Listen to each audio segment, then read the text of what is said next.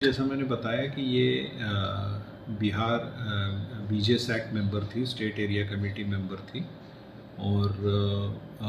ये जो माओवादियों का जो सेंट्रल कमेटी मेंबर विवेक उर्फ करमदा है उसकी पत्नी भी थी।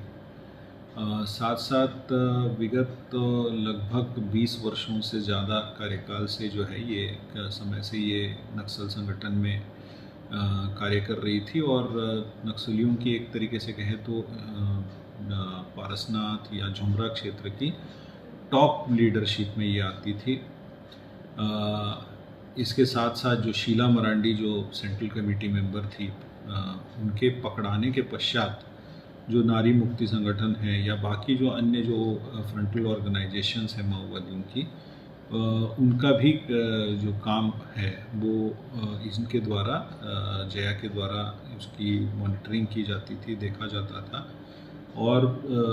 झारखंड पुलिस को और केंद्रीय एजेंसीज़ को भी कई वर्षों से इसकी तलाश थी।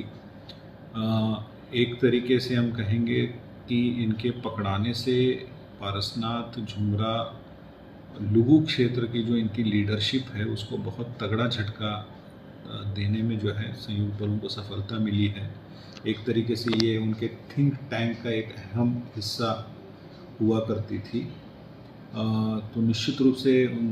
उसके अरेस्ट से हमें कई सारी महत्वपूर्ण जानकारियाँ भी मिली हैं, उस पर अभी हम लोग कार्य कर रहे हैं, सूचनाएँ भी प्राप्त हो रही हैं और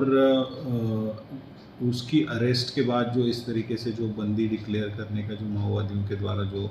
चेष्टा की गई है वो दिखाता है कि वो हताश है। लगातार उनके जो टॉप मोस्ट लीडर्स थे वो या तो पकड़े जा रहे हैं या वो पुलिस के समक्ष आत्मसमर्पण कर रहे हैं। कई जो है मुठभेड़ में मारे जा चुके हैं। तो ये संगठन हताश उसका दिख रहा है, ये हताशा का परिणाम है और जो इनके अरेस्ट से निश्चित रूप से एक बहुत पॉजिटिव इम्पैक्ट हमारे फोर्सेस पे, हमारे जो भी एजेंसीज इसमें काम कर रही है सभी के मनोबल पे बहुत ही अच्छा पॉजिटिव इम्पैक्ट हुआ है और इसका आने वाले दिनों में भी पूरे नक्सल संगठन की कार्यशैली को समझ के उस पर काम करने में निश्चित रूप से हमारे लिए बहुत बड़ा सहयोग इनकी अरेस्ट से मिल रहा है।